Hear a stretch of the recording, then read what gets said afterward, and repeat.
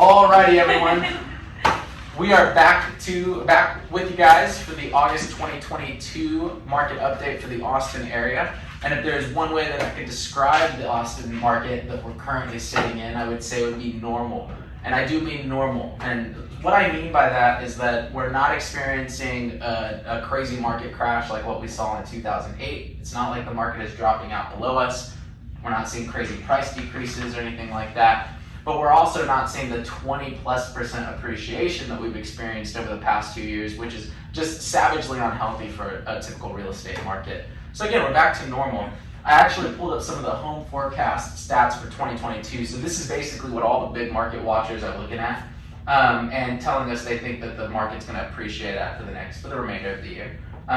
We're looking at, you can see clearly 9 all the way up to 16% on Fannie Mae's predictions. We do have one outlier, that MBA over there at 2%, 3%. But the average that we're seeing here is 8 to 12%, somewhere in that range is what you can kind of expect.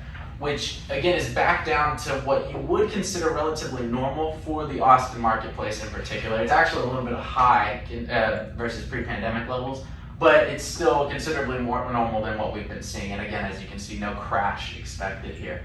But Alex, I think as far as pre-pandemic, to give a little bit of context, we wanted to kind of give you guys an update on, or give you an explanation on what we saw pre-pandemic and how that changed and then how we're back there. So Alex, I think you were going to give us a little bit of information on what the market looked like pre-pandemic. Yeah, so prior 2020, Austin averaged 5 to 8% appreciation. National average is 1 to 2%. So Austin's been a hot market for at least a decade. The national average is 1 to 2% for the past 100 years. Right. Yes, so when you see, we're killing it. We were killing it before the pandemic. Right, so when the economy was shut down though, the builders stopped building and the sellers stopped selling. And at the same time, demand increased because the Fed dropped interest rates and buyers rushed into the market to get a bigger home or more land or leave their state. Right, like their lifestyles, what we were finding is that people needed to work from home. Remote working. Yeah, Right. they were, or they were living in closer to the city in a smaller home, and they're like, man, an extra 300-400 square feet. Now that I'm spending most of my day at home, it'd be nice to have that extra bedroom, a home office, maybe a little bit of land so I can go out of my backyard and not get yelled at. So The outdoor living space became it's big time. Right, and they're willing to compromise on drive time. Sure. So they're moving further away from the city, Yeah. commuting further, or they're working from home. But Yeah. either way, that combined with an influx of businesses all created a perfect storm. And so the prices shot through the roof, and a bidding war was expected on basically every house. It just became the norm. It was a difficult time to be a buyer, and now things are shifting back. And this, we believe, is primarily because of the rising interest rates and the recession. What did you say? No. Recession? Recession? Oh, you actually said it, huh? You said the R word? Oopsies. If you Whoopsies. can call it that. Sorry, Jerome. Yeah. Sorry, current administration. I'm just calling it like we see it. Cool. Okay. Sorry. So yeah, you were saying basically, rates, inventory. And yeah, that's actually what I'm pulling up here for you guys. I wanted to pull up the rates and how they correspond with inventory as well to give you guys kind of a visualization. I hope this is kind of clear. This is our first time using this screen, so hopefully for everybody watching at home, it's not too aggravating to look at here. But right here, over on the left-hand side, we have the inventory rates for the past 3 years, going back to, I think it's 2019, January 2019. And then we also have the interest rates for this year, since January 2022. You can see how low they were at the beginning of the year and where they're at now. Karen, I think you were going to kind of give us a rundown and break it down for us what we're seeing here, right? Yeah. So if you're looking at the chart, you see it starts to drop right around when COVID hits, which is normally when we would get a lot of listings for the summer market. So when it goes, there's a lot less homes. It's about 2,000 homes for sale in about February 2021. Right, yeah, right around here. Then we start to have like a slight increase back in the summer of 21. Totally normal. So if I Yeah. can interject, if you look at it here, we have this is 2019. You can see that leading into the summer, you have an inventory spike. Pretty normal. I don't know And if that- you can see that, so I'm just gonna point. Yeah, and then that kind of dwindles down here. Then you have a low, which is normal for the winter time. We have an inventory climb leading into the summer of 2020, but that's right when COVID hit. And so typically you would see this peak come up to where right around here, around the 8,000 level. Instead of it actually peaking, what we saw was a drastic decline Yeah, it was a in massive inventory. drop. I mean, an insane amount of decline in inventory down to, I think you said like 1,800, right? Yeah, it was about 1,800 to about Ish. 2,000 homes. Yeah, that was February 2021.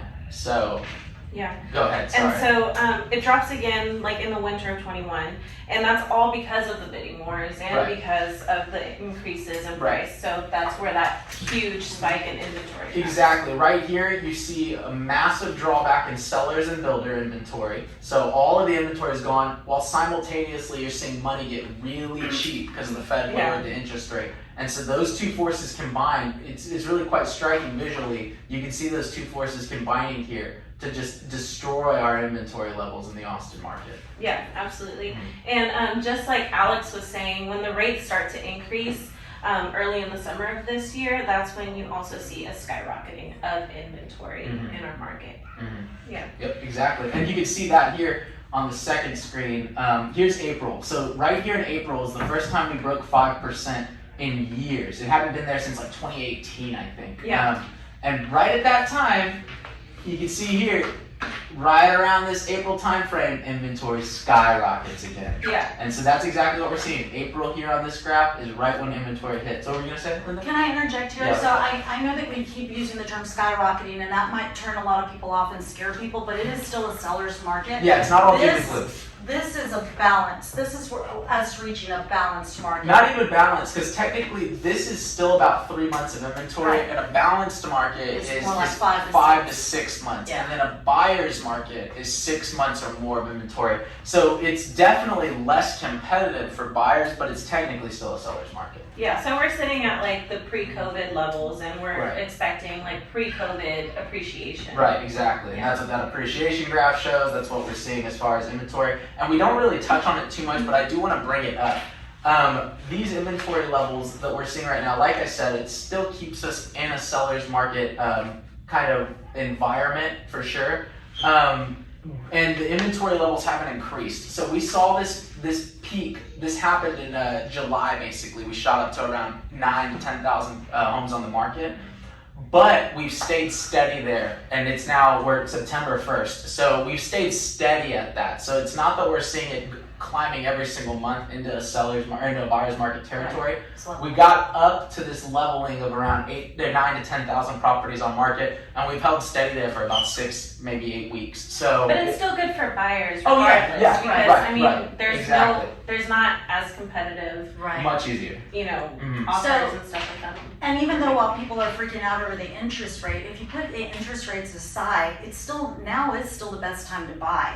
You have to keep in mind though that if you want to find a great home in a great area, and if it's priced well, you still may find yourself in a bidding war. It's just not going to be as bad as it was before. You're going to be probably looking at 2 to 5 offers when you're in that bidding war, not the 15 to 20. You're not going to have to sell your kidneys, and you're Right. not going to have to give up your children. You know what I've noticed is you're not seeing lines a mile long outside of open houses yeah. anymore.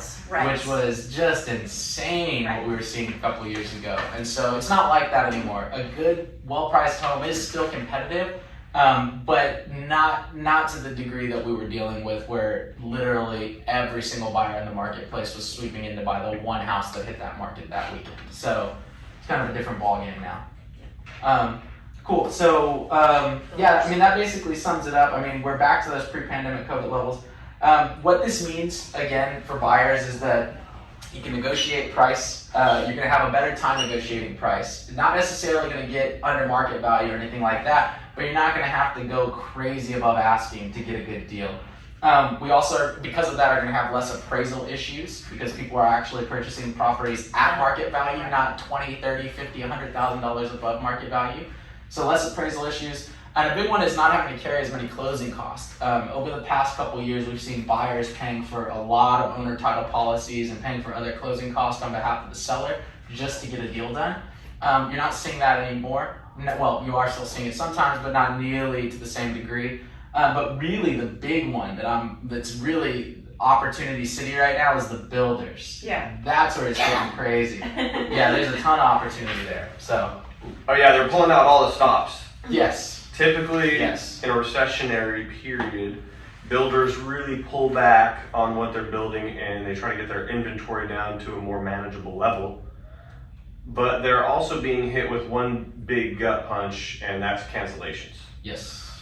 I see a lot of these builders were on 8 to 12 month building time frames, and then the lack of supplies and contractors available to get the job done.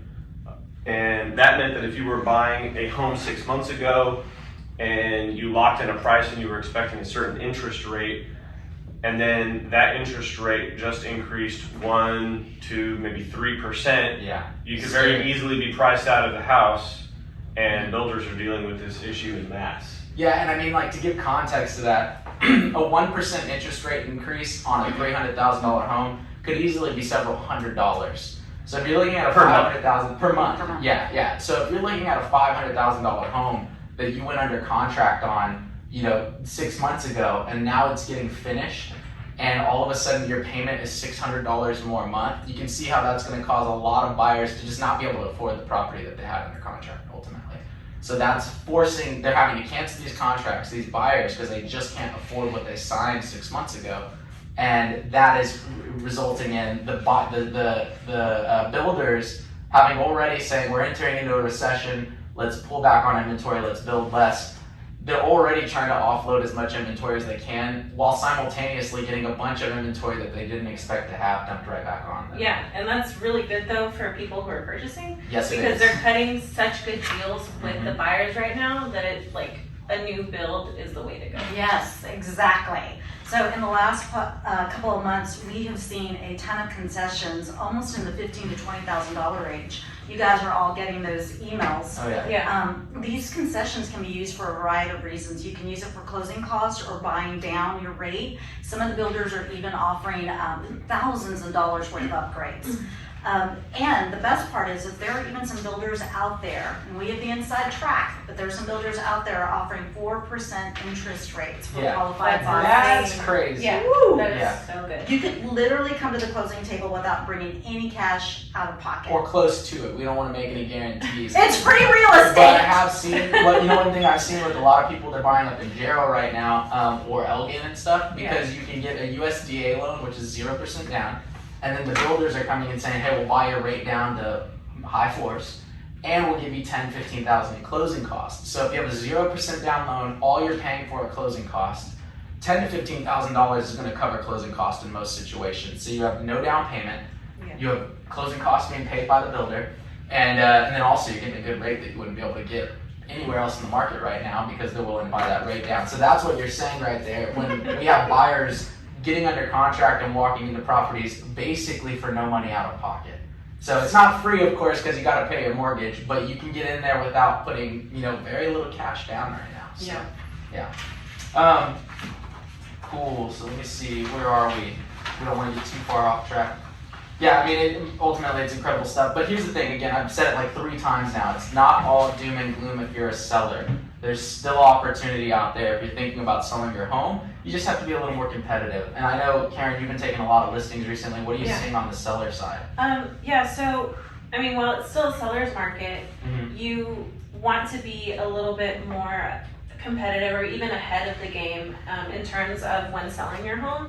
So we're still seeing that you do need to do some staging, get some great photography, Of course. work with an agent that knows the market, who knows how to market not only locally but online and on Big time. on social media. Yeah. It also means you have to get ready to negotiate. If you're in a situation where you have a really, really good buyer, they're well qualified, and you're comfortable pulling the trigger, go in there and sweeten the deal a bit. You want to offer maybe a few $1,000s towards closing costs, or to offer to buy the rate down, or maybe you want to give them your Ferrari that you haven't driven in the last 6 months because I don't think it's that desperate. I hang on to my. Okay. Yeah, well, yeah, if you're trading up, I suppose for sure. You can create a win-win situation though for both the buyer and the seller. I like to say everything's negotiable.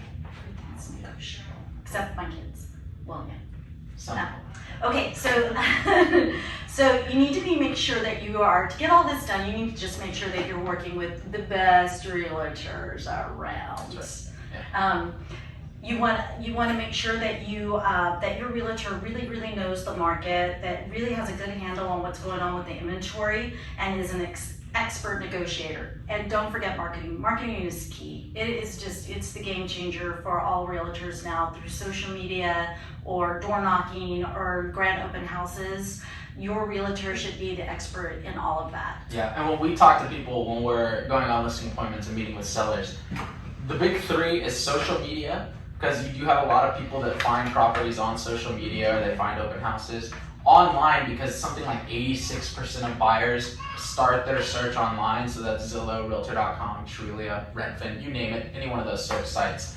And then local, and that's what you're talking about, open houses. Or is your realtor door knocking the neighborhood? Are they calling the neighborhood? Are they sending out postcards to the neighborhood? Because you want to be fishing in all realms, you know, local and online. And it's very important to have a marketing expert whenever you're selling. Yeah, your realtor needs to be boots on the ground. For sure. Completely involved. But also, don't be afraid to do some work on your home. You know, you gotta spend money to make money. Yes. So No, 10 to it's 20K worth of updates could net you tens of thousands of dollars, or at the very least put you above the rest of the competition.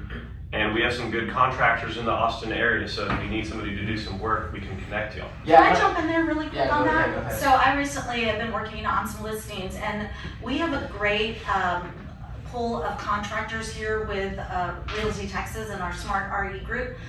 But a lot of these contractors want your business, so they're willing to help you. So I know that Alex mentioned, $10,000 to $20,000 to get your house ready to put on the market, and that can be really overwhelming if you don't have that kind of cash.